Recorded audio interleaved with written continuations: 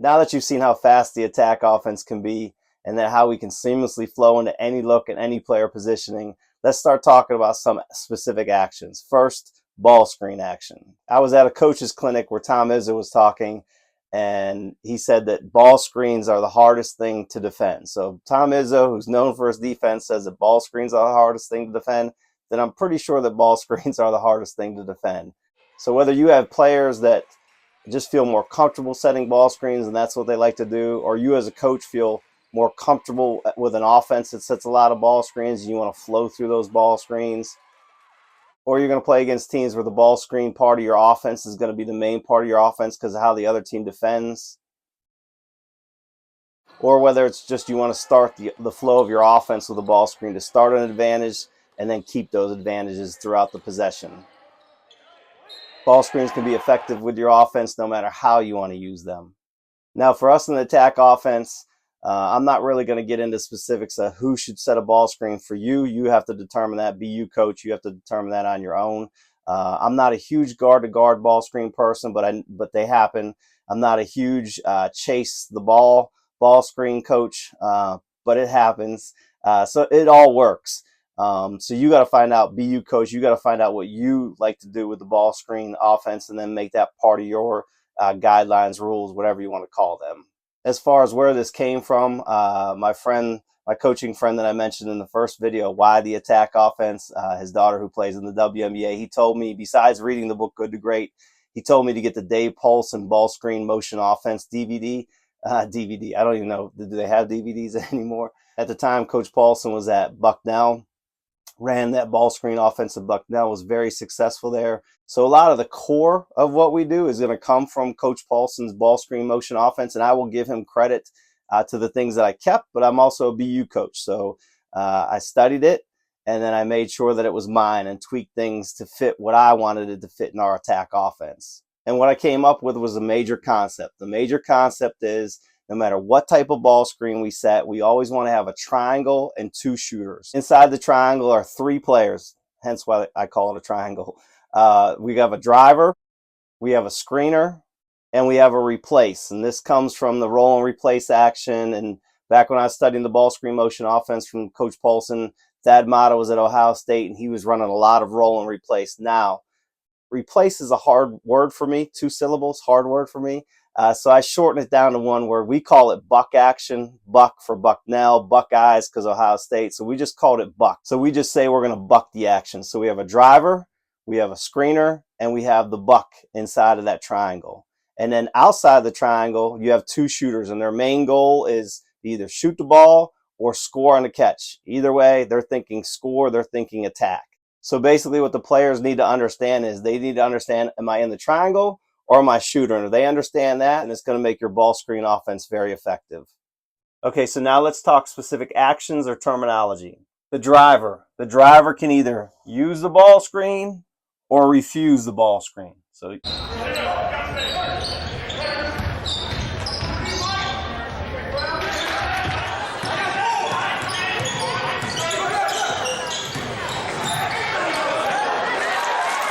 the driver can also hit the throwback, which is the buck action. Throwback to the buck action.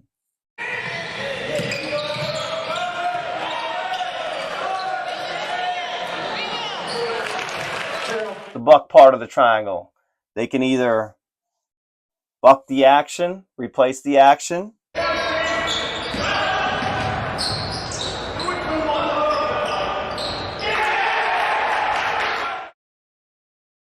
they can stay in space,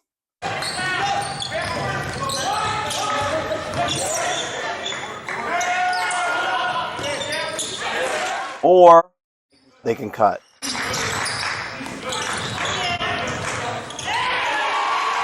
Now the screener can old-fashioned roll. When I say old-fashioned roll, that means when the driver hits their shoulder, they open up and roll that way to the basket.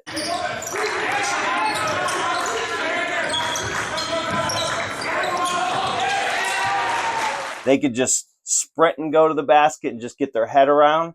That's a little bit faster.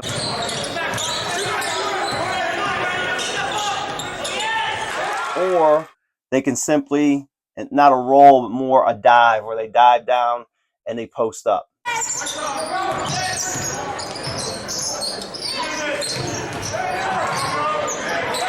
They can also short roll, and sometimes a short roll against the zone or against drop coverage where you don't want to roll all the way into the defender. So a short roll is just not going all the way down.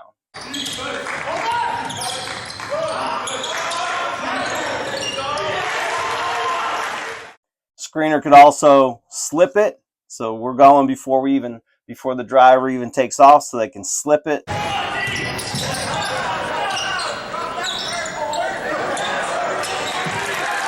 Or the screener can pop off of this. Not play so aggressive.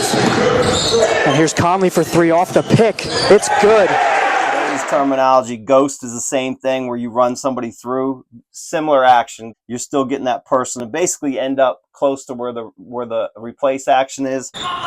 Whether the ghost screen is a sprint through or a little bit slower than that, it occupies the defender and works. The screener can also rescreen. A lot of times it comes off a drop coverage and then turn right around and rescreen. Now we've created the 2-on-1.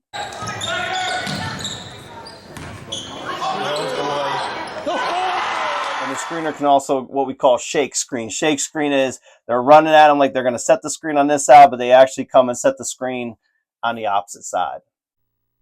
Whether that shake is fast or slow, that misdirection can cause confusion in the defensive coverage.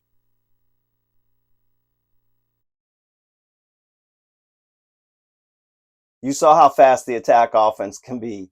So can we get into a single ball screen right off the bat, right into our offense as fast as possible? Yep, we can do that. We call that drag action because the screener's coming from behind, dragging from behind, and coming to create the action. Can we get into a double ball screen right off the bat really fast? We can do that too. We call that a double drag. Now let's talk about the specific types of ball screens, whether they're single or double ball screens in the half court. First, we have a side ball screen. A side ball screen is any ball screen set in the outer third coming to the middle. Now, remember I said triangle and two shooters, okay? So how does this set up with a side ball screen? In a side ball screen, I don't care how you get there. I put the 5 here just so you understand who the screener is. The numbering really doesn't matter. It's more for this video so that way you can keep up with it. And I also put green marks so you understand who the shooters are in this video. Now, you can get there a lot of different ways. You can throw it, chase it.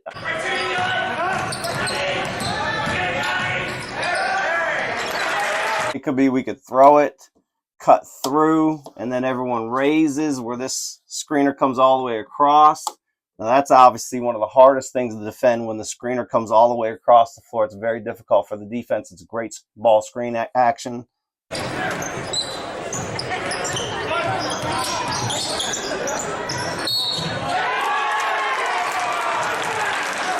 And you can also run a side ball screen out of a 3-out or 4-out look.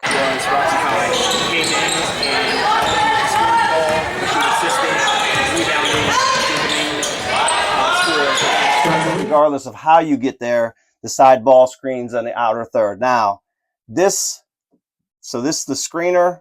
This is the driver. This is your buck action. It's going to replace where the ball came from, okay? Now, this buck action could be here. So our triangle could look like that with a post player. Our triangle could look like this with somebody in the corner. Inside the triangle, the buck action reads the screener. So we come off of this ball screen and the screener rolls, dives, slips, whatever. The buck action is going to come and replace that.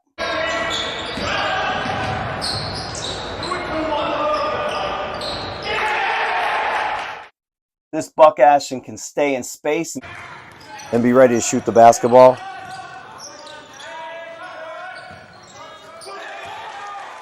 Or they can be ready to drive on the catch. Either way, they got to be thinking attack or score. Or they can cut and they could be like the roller here. Great example that the action matters more than anything else. We're late to the buck, but we still end up getting an and one off the backdoor cut. Like I said before, no matter what ball screen action we set, the two shooters need to be ready to attack or score on the catch. And you'll notice they don't move a ton on the backside, and that's because we want them thinking shoot on the catch most of the time if possible, since they're wide open. Or in this case, this is going to be a really nice one more pass. Good offense. A middle ball screen. Any ball screen set in the middle third of the court. Now, could this be a flat ball screen that a lot of people like to set? Yep. Any kind of ball screen that you set in the middle, we're going to call that a middle ball screen. So you do you be you, coach. You set these screens in the middle however that you want to set them. This could look a couple different ways. So in this case, with the triangle, screener, driver, the buck action is here because the two shooters are now in the corners in this middle ball screen. So again, the buck reads the screener. We come off this ball screen, screener rolls, buck action comes to the top.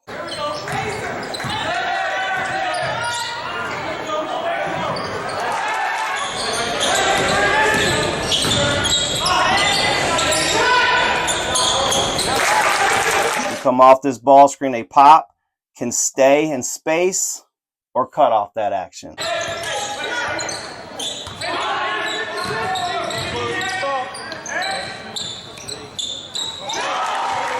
And we would consider this going to the open side because there's only one shooter over there. Now, what happens if we have two players that the ball screen's going to? If we have two players on the same side, like a closed or a filled, whatever your terminology is, these three stay the same. These are the triangle. These are the shooters. And that's why I said it's really important for players to understand, am I in the triangle or am I one of the two shooters? On this middle ball screen to the closed side, the driver is going to refuse it. But because the players know if they're in the triangle or they're one of the two shooters, they know where they're supposed to be. We end up getting good offense out of it. And if we have a middle ball screen where we have a post set up already, then as the screen takes place, the buck's still reading the screener. Screener rolls. This is a really tough buck action for the defense to cover.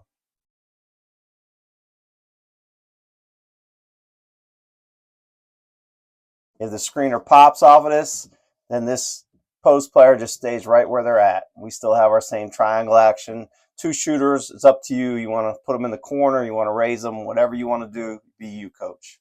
Could have really taken that out and set up their offense. Screen up top by Conley. Back to Conley from Jarrell. The three is good. And a great example of why the shooters need to be thinking attack or score on a catch, because once we have an advantage, we want to keep the advantage. Now, what do we have a side ball screen? And instead of the buck action being here, they're at the top. We would consider this an open ball screen because there's only two players here. This player could be the buck. This is where it's okay for a player to read the situation. This player could be the buck. So if the driver refuses and goes and the screener rolls, this buck action could certainly come over and replace this. Or if the screener comes off, pop, roll, doesn't matter. They can all just stay right where they're at and be ready to shoot the basketball.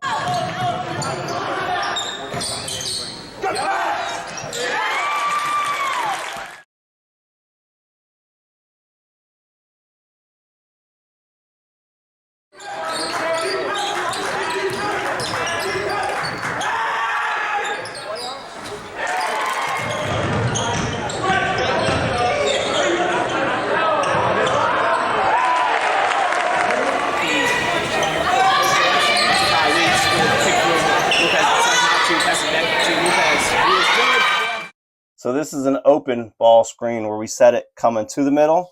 If we set it going to the outer third, this is from Dave Paulson. If we set it from the outer third, then it becomes an alley screen. Any ball screen to the outer thirds is called an alley ball screen. And again, the same concept is driver goes, if the screener rolls or dives, we can buck that action, or we can stay right where we're at.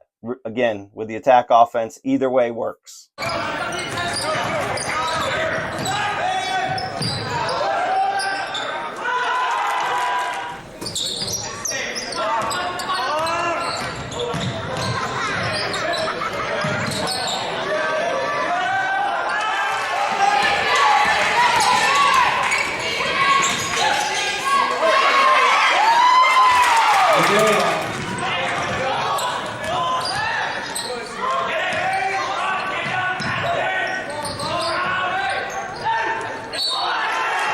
And what you'll notice about either the side ball screen or the alley ball screen is it's sets up for two-man game. And if you watch the last video, how we seamlessly flow into the half court, one of the teaching points is if we can get into a two-man game, we'll take advantage of the two-man game.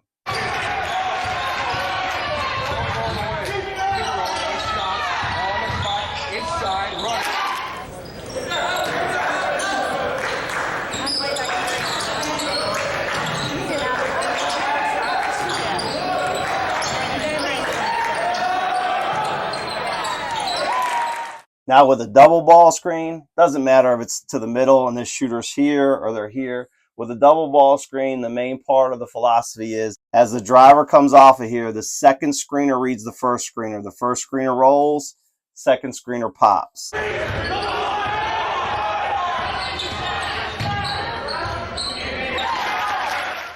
If the first screener pops, second screener rolls.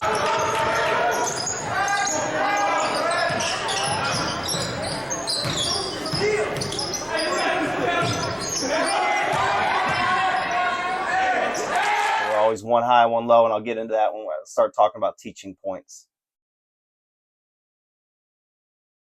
So let's talk about some teaching points.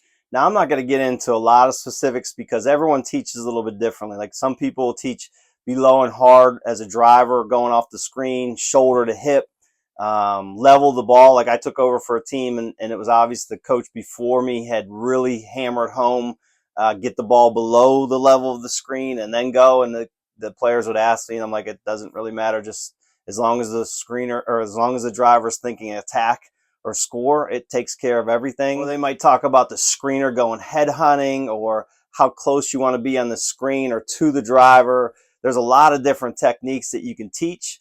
I'm just going to deal in basic concepts that we do with our attack offense because the concepts of the teaching points are more important to me than the actual little specific techniques of everything. As long as we're doing the teaching points that I'm about to show you, then the rest of it will take care of itself. The first teaching point in attack offense ball screen action comes from Dave Paulson's ball screen motion offense. It's that the driver always needs to be thinking attack or score. If the driver's not putting any pressure on the defense, then ball screens are going to be ineffective. Think about how many times you see a switch and nothing happens off the ball screen. And that's because the driver is not thinking attack or score. The driver always has to be thinking attack or score. The next teaching point is that shooters also have to be ready to attack or score on a catch. There's a reason why you're catching the basketball. You're wide open. The action has caused the defense to rotate to it, so you're wide open. So you may think like, well, do I shoot the ball? You put the ball up on the rim. Now, you also could be driving to the rim too if you get a long closeout and you can attack the closeout. But either way, you're thinking attack or score on the catch as a shooter. The next teaching point comes from Dave Paulson's ball screen motion offense. And that's we're going to use the ball screen 1/3 of the time. We're going to refuse it 1/3 of the time. And we're going to slip it 1/3 of the time. So basically it goes back to actions are greater than reads. Reads make the game a lot easier. But if you're doing the actions, then it's going to create space. It's going to create rotations. So that's why it comes from that Dave Paulson's ball screen motion offense. 1/3 use, 1/3 refuse, 1/3 slip. The next teaching point comes from the last video also. Anytime we get a chance, we're going to attack mismatches. And a lot of times ball screens can cause mismatches. Teams like to switch it. So we're going to attack the mismatch. Watch how the screener sees the mismatch and then tells his teammate, just go to work.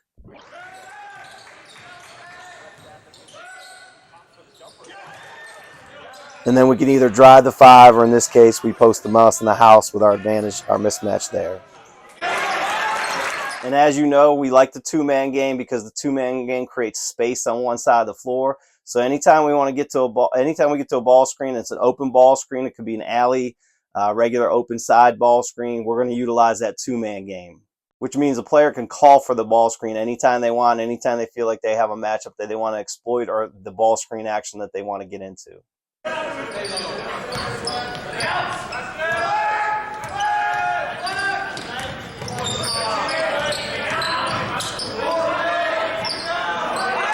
And the last teaching point talked about a little bit earlier in the video with the double ball screen, the second screener reads the first screener. So it's always one high, one low off that double ball screen.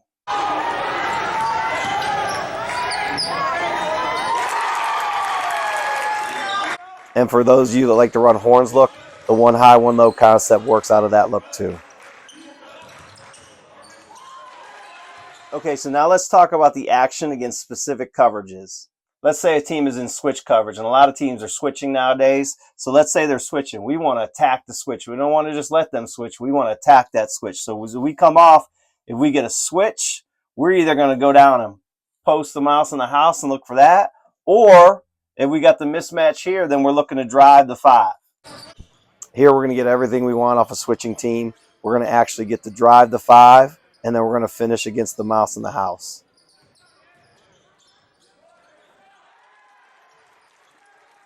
The other action that's really effective against the switch is a slip, and we talked about doing it 1/3 of the time anyways. So we're coming down. A lot of times the defenders will leave a gap between them. We just slip right through there, take off, hit the slip, bucket. Watch how the slip here causes confusion in their switch. Ends up giving us an advantage. We get a layup out of it. So what if they're in hedge or blitz coverage? To me, it's the same thing. You have 2 defenders that are going to attack the driver off the ball screen. So we can either slip this so we're early. So as we know they're a hedging team and we start to go, we slip this early. Slip works.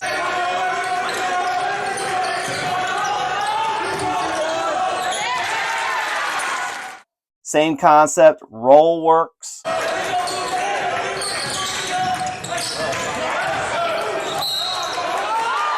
And the other thing that works really well is the throwback, because a lot of times that third defender comes over, the buck action comes up, and the buck is what's wide open for that throwback.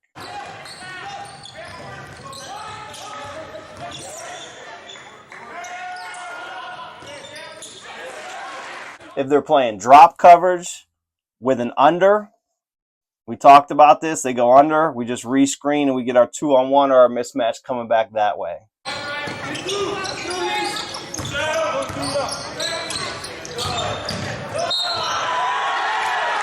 If they drop and go over, they go over this. Now, you got a couple different options here. But first and foremost, you want to be thinking attack, because right now you have a 2-on-1.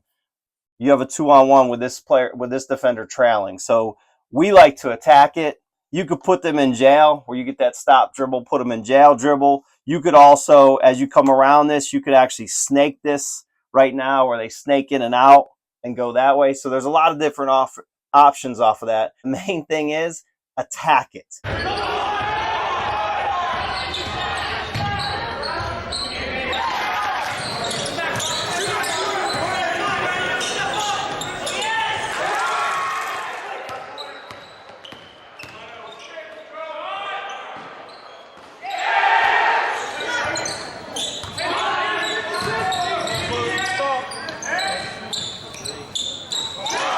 And one of the things I found out through trial and error mostly, but one of the things I found out is when teams are playing pack line, a lot of times your double action will work, whether it's double ball screens, double cuts, those kind of things. So we talk about running doubles off against pack line defense, because a lot of times they're dropping and playing tight, and this action normally creates an open throwback for us. Or sometimes they play so far back, it allows a driving lane and we can attack through the space and the gap there.